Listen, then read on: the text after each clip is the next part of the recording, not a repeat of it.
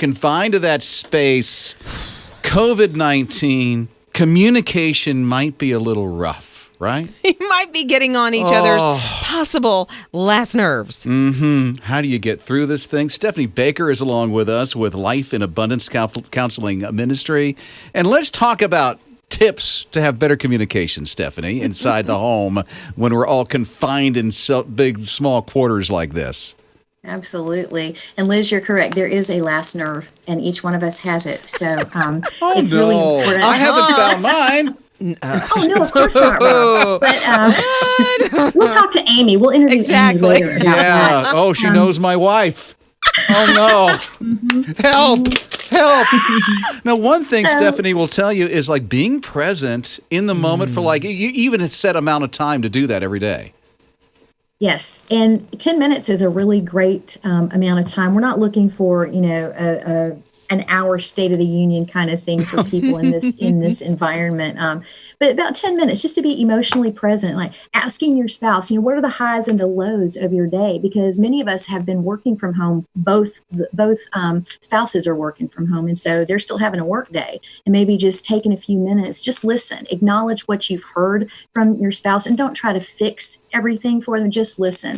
And when you're doing reflective listening, you might even repeat back something that you've heard them say, so they know that you're connected and you're really paying attention. Maybe just check in and see, how is each person doing physically? How's each person doing internally that day? Because we have highs and lows. Yeah, and we also have hot buttons that we may need to stay away from, because if you're in that small confined space, and then it can create a lot of animosity. Absolutely. So some people who have been confined in their homes together, the marriage was not in a great place before COVID hit, and it's in even a more scary place right now, being at home. And so trying to not solve the major marital issues that may be going on right now, and acknowledging we're not sweeping stuff under the rug. What we're doing is we're setting some healthy boundaries that we can come back to, maybe with a mediator, maybe with a counselor is what I mean by mediator, after this stressful environment is passed. I mean, it's a difficult situation. So again, we're not sweeping stuff under the rug. We're just saying we care enough about each other to have these conversations at a safer time for us, and still communicate over other things. Stephanie Baker along with us with Life in Abundance. We're talking about good tips to communicate with each other during COVID-19 in really small quarters with a husband and a wife, or any relationship, actually. Yeah. And one thing, Stephanie, you say is don't project your emotions on the other person. Right. And or your need for communication to work through your emotions. Some people are auto-regulators of their own emotions, so they don't need to process. They don't need to verbally process with somebody else, whereas the other spouse may actually find that to be helpful. And we see that a lot, the differences between men and women. Women use a lot more words than men in most cases, but don't project it because you need all of that time together to process things that your spouse does. Now, the flip side of that is the spouse who doesn't need to do all that processing. Recognize that your spouse does need that. And so maybe come out of your comfort zone a little bit and offer to listen. But that's where we go back to talking about being present in the moment. Just don't assume that each person needs the exact same thing, because we don't always. Yeah, we do not need the same things. I know my husband and I communicate completely differently, and you do have to find that middle ground and have a little mercy and a little grace, especially during all of this. Yeah. I think, too, the important thing to remember is two spouses in the same house may see this crisis entirely different. Somebody may be panicking. Somebody may be saying, oh, it's not that big of a deal. I mean, that does happen. Sure. And so we have to remember that when spouses see things differently, different people have different perspectives, and they're going to have different ideas on what needs to be done. And just realizing that, giving each other some space, not drawing a line in the sand, but trying to understand the other person's point of view and where they're coming from. Have a little bit of empathy. Where's your space? Where is my space? Yeah. My alone time. Having alone time is very important. Mine is actually outside on my back patio at my house. We did a little bit of gardening when all of this got started, because I thought, if we're going to be here, I want a haven, that I can go to. And just putting my bare feet on the ground is, pardon the expression, grounding to me. And so just to feel part of creation, remember there's something outside the four walls going on. That would be my alone time. And it is important that the spouses that are confined in the same space right now, remember that you do need that alone time. So even if you just go outside for 10 minutes, I gave a homework assignment to a client and told her 10 minutes every day she's to go outside barefooted, stand in the grass, and just become aware of the noises that she hears and what's going on in her body. Oh, that's good. And so that's been helpful to her, just to get outside, kind of lower that adrenaline system a little bit. Wow. That calmed me down just hearing that, really Yeah. thinking about just, mentally going through that. Yeah. I want to take my shoes off now. Please don't. Yeah, but Thanks. yeah, The yeah. last time we talked, There you is weren't the- wearing them. Yeah, there's that odor right. thing that's going on. Stephanie Baker, thank you so much. Life in Abundance Counseling Ministry. We'll have more about this on our website. Check out our blog a little bit later on. You'll see these tips that Stephanie was talking about and even how to get a hold of Life in Abundance. It's his radio with his morning crew. Morning Crew. I think if I get there, and I'm sure I will in 40 years, that I'm going to be just like these folks in this nursing home. It's Rob and Liz on his radio. We certainly hope so. There is a senior citizen center or assisted living, and it's in Minnesota. And they, along with their nurses and the staff, decided they were going to have a little fun with social distancing and COVID-19. And they decided to make a break for it. And it was awesome. This is on TikTok. And there's probably 6 or 7 seniors. They've got walkers, they've got canes, they have snacks and toilet paper. They have lookouts. One guy is the lookout and he gives them the go ahead. Go, get Yeah. out of here. Bust out of this place. One guy's taking off.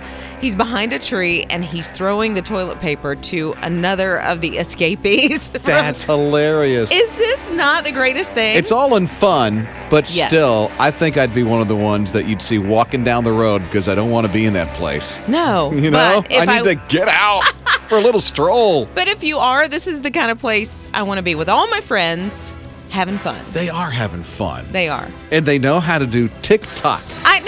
Well, at least one of the nurses does. You're right. His Morning Crew. The National Day of Prayer, and boy, do we need it, right? Not like there should be just one day that you pray.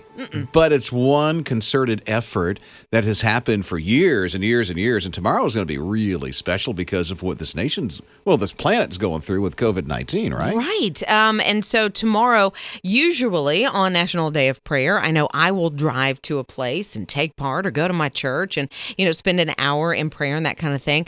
And we can't do that really because of social distancing. But you and I, Rob and I, are going to take part in National Day of Prayer tomorrow in a Facebook Live. Yeah, that will be at noon on our His Radio Facebook page, so you'll see that. And the National Day of Prayer folks have a big event going on that you'll be able to see on a broadcast at 10 o'clock tomorrow night. Yeah, and you can see that on God TV, on Daystar. It's going to have Rick Warren as a part of it.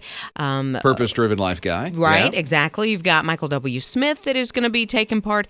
There's going to be national speakers. There's going to be other artists that are taking part.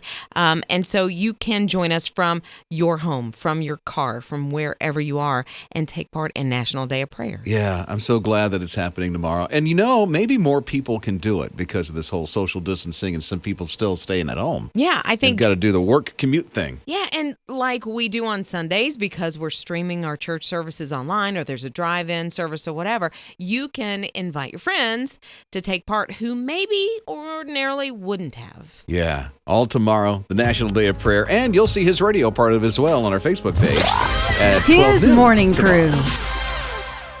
Okay, Mandalorian has not had a new episode since December. Probably November. And this Baby Yoda thing is still a thing. Why? I don't know, because there's hardly anything out from Baby Yoda, only a few things. Yeah, but he's so cute. Oh, come on. It's not even Yoda. I don't care. I love It's him. the child. As he drinks his little bone marrow drink. I don't even know what. What? It's like bone marrow broth. Or people are drinking that, people. What? Okay, That's a different road. That went a whole different direction. So let's talk about food Yes. because now there is a Baby Yoda cereal coming out. I want it. Man, they did the post. Okay. And so all we know so far is that it'll be green marshmallow shapes like Baby Yoda inside the thing. But if it doesn't have the big expressive baby eyes, I don't know. Well, then again, I don't On want the to eat a marshmallow? marshmallow. Maybe not. But yeah, I want it. I thought so. Yeah, I want a They're plush saying Yoda too. Sometime, my son Eli has one. They're saying sometime this summer, so it might be mid-May. So it might be mid this month. Where did Eli get it? Oh, I have to ask Amy. They're the ones that order those things, and I think they ordered it like eons ago. Yeah, because I was looking and I can't find anything. Oh, of course anywhere. not. Of course not. And I want to go to Build-A-Bear because they have one. Are But you can't. serious? Yeah. Good. Well, you got to social distance with that. I know. That's what I'm saying. I want one so bad. His morning crew. Are you ready to get back on a roller coaster? Please. Yeah. I love roller coasters. I'm a nut of roller coasters. I don't like them at all. I'm sorry. I know. I like the water rides, though. I'm sorry. On top of that, Well, Six Flags is getting ready to reopen at least at a couple of their locations in Georgia, being one Atlanta? of those. Good. Yes, in Atlanta and a couple of others around the country. And it's going to be like a slow, soft open. I guess they're going to limit how many people are going to be coming in as well. you kind of have to. Yeah, to try to social distance. But it got me thinking, like, what is your favorite? The first thing when you get to Six Flags or another amusement park, what is the first thing you Oh, want to I ride? wish I could tell you which one because I like a ton Okay. of rides. I went to Cedar Point a Yes. couple of years ago. That's like the roller coaster capital of the planet. Yep. It is amazing. I can't remember the name of the one that's like a race car. Okay. And it shoots you out like at 120 miles an hour like that. Nope. And go, oh, it's awesome. It is so awesome. I just got freaked out listening to that. I love the Busch Garden rides in Okay. Tampa, Florida, because that's where I'm from. Island and Adventures have some amazing roller coaster rides. I mean, boy, I wish I could just say there's one Yeah. because there's always another one Sure. that I like as well. And always a new, better, faster one. And I've got to opening every do year. it. If Yeah. I could get there, and if money was no issue, I'd go and travel and hit every roller coaster. I would go with you because I like the funnel cakes, but no, I like the water rides and I like any of the family kind of rides and like at Disney, the ones that tell a story. That kind of that 3D. And it's a rides. small world after all. Well, maybe not that one so much, but, I get it. but what? I get it. There's a pretty cool one at Epcot that you'd like. It's called Soarin'. And when you're in it, you're just sitting in this thing, Yeah. and it's a simulation of you just soaring all over the place.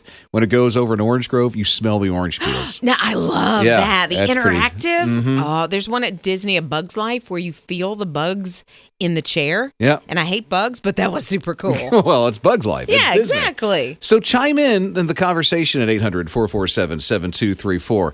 The roller coaster experience that you've had. Rob and Liz. His morning crew. Six Flags says, I think we just might open in mid-May. Mid-May in Atlanta, Georgia. That'd be a couple of weeks from now, right? Yeah. Yeah. So we started thinking about on his morning crew on his radio, it's Rob and Liz, some of those roller coaster experiences that you have had, and maybe the first one that you would even step on after this whole COVID-19 thing. Right. Amy texted in and she said it's more of a fair ride, but she likes the scrambler because it doesn't go up and down. And she doesn't That's like the one that. that spins in a Yes, circle, right? Exactly. And then Karen texted Big Thunder Mountain at Magic Kingdom. I'm not familiar with that one. That's the train Oh, gotcha. that goes through a mountain. Okay. And it is, I love that one. Is it good? Oh, it is Okay. so good at Disney. We're hearing from Janine as well. What about you, Janine? Growing up in a high, I'm right there at Cedar Point. We had season passes to that park. We went at least 10 times a year. So moving to Georgia and going to Six Flags compared to Cedar Point was like, oh my God, we're at Kitty Kingdom. Yeah, not the same. Totally feel you. Yeah. Because I come from the land of theme parks. In Florida. Central Florida. Yes. Busch Gardens, Island of Adventure. You have SeaWorld. You have Disney. Yeah. Oh, wow. Yeah. I like Six Flags and Carowinds.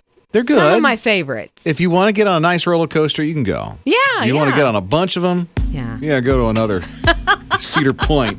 You a roller It's like coaster snob. Janine. Yeah, I know. That's just me. Rob and Liz. His morning crew. Hearing that Six Flags in Atlanta might open in just a couple of weeks because they said mid-May, and it's already May, right? We started thinking about roller coaster rides at his radio. It's Rob and Liz and his morning crew. Yeah, or if you're like me and Deidre texted in and said the water rides. She likes the water logs. Me too. I don't do a roller coaster. Nell said any roller coaster. Oh, Thrill she's seeker. in, huh? Thrill seeker. You go now. That's good. We're hearing from David at his radio at 800-447-7234. Well, about 10 years ago, we were living in Tampa, Florida. We went to Busch Gardens, and at that time, my boys were about 6 and 7 years old, and they decided they wanted to get on a roller coaster. So there was an old wooden roller coaster called the Gwazi back then, And I was a little bit skeptical about letting them get on, but I said, okay, I think they're old enough. So sure enough, they wanted to get on the front car. And I'll never forget the experience because when they went down, I was sitting behind them, and you really couldn't see their face. So that's when I decided I wanted to buy the photo. Yeah. And when I bought that photo, the look of sheer terror on their face was priceless. And I still have the photo, and whenever I need a good laugh and I'm feeling down and out, I whip out that photo and I just laugh to myself for Rob hours. and Liz. His morning crew. Yeah, when we have grandkids, you're not going to keep us away. I mean, we will social distance and do what we're supposed to do, but just like this grandpa, you're going to find a way. So he decided he was going to see his 3 grandkids, somehow, some way, make them still feel loved. So he got a drone. He got some Dunkin' Donuts munchkins, and he made a delivery. Isn't that pretty awesome? Yeah, and I guess he called them first and said, you need to go out to your deck or the backyard or whatever. And he set up the drone with the box of munchkins, and he dropped them down to them. Now, they're all under 5. So the oldest one was just freaking out like, Grandpa said things about to me. That's awesome. It's so cute. Went and got the munchkins from DD. I know. Linda, earlier, when we were praying with her, she even mentioned that they had been social distance, hadn't seen their grandkids in, 7 weeks? Yeah, Linda, who Liz is mentioning, is our prayer coordinator. At 6:30 on Wednesday mornings, we have a chat with her to talk about the things on the prayer line. And she was talking about to us that she was like on the sidewalk and her Yes. grandkids were on the patio Yeah. of her kid's house. Yeah, you got to let them know you're still there. You still love them in some way. So hats off to grandmas and grandpas. Yeah, you keep going. And the drone, dude. His Pretty morning awesome. crew. I hope it's clear enough for us to be able to see this. And it is Halley's Comet meteor shower. And it's actually been going on the last couple of days, but I think tomorrow morning is going to be one of the prime days to watch this. It is called the Eta Aquariid meteor shower. They're always so hard to pronounce. Why do they do that to us? I don't know. Just call it a meteor shower. Right, the May Yeah. whatever meteor shower. But it's supposedly the best place to watch it. We're not going to be able to do that because it's in Brazil, Southern Hemisphere. Okay. Best place. However, they say in our area we should be able to see somewhere between 10 and 30 meteors and meteors rather. And I think it's an hour. Oh, for real? Okay. Have you ever seen a meteor shower? Yeah, it's spectacular. Amazing. Joey proposed during a meteor shower. And that was not, okay, talk about Mr. Romantic, her husband here. He had no idea. He didn't know the shower was going to happen. It was like God went, okay, I'm going to bless this marriage. Exactly. And then there was the meteor shower right there. Right. And he proposed like 2 months after we started dating. So it was quick. Whoa. It was quick. And so, yeah, it was like he took us to a lake and we were out like overlooking the lake up on a hill. Mm-hmm. And he had blankets and he had strawberries and he had music. And a meteor shower. And a meteor shower. He's Whoa. like, I planned that. No, you Yeah, didn't. He sure had no you did, idea. dude. He had no idea. Clock the whole Mornings thing right out. with Rob and Liz. Nike is really jumping in to help out a lot of people during COVID-19. What are they doing? Well, they're giving away shoes. Oh, good. Can I sign up? No. Okay. But your daughter might be able to because Okay, she's cool. a nurse. They're donating 30,000 pairs of those Nike Zoom Pulses. Those things are very cool. They look cool. I was thinking, what is this new sports shoe? It's for nurses So and it's- healthcare workers because it's the Pulse. Oh, right. So if you take a look at the sole, if you look at the bottom of the shoe, it's got actually a pulse, a heartbeat pulse in the sole of the shoe. Yeah, it is neat. L.A. and New York, they're going to give out 95,000 compression socks to the healthcare workers Yeah. because they really need them. And it looks like they're going to donate about $25 million to the COVID-19 relief efforts and face shields too. So they're going to get some of those face shields and purifying respirator lenses. Yeah, and as those well. shoes look really comfortable, which if you're on your feet for 12 hours or plus, you need that extra You're stuck cushioning. on the shoes. I really you want a kinda pair, am. don't you? Well, are they available to everybody, I wonder? Listen. I'm going to go look. Well, if you want, maybe your daughter can get you a pair. Yeah. Who or maybe I can get knows? her a pair. That Now, would be that even would better. that'd be a Rob good and mom, Liz. right? His morning crew.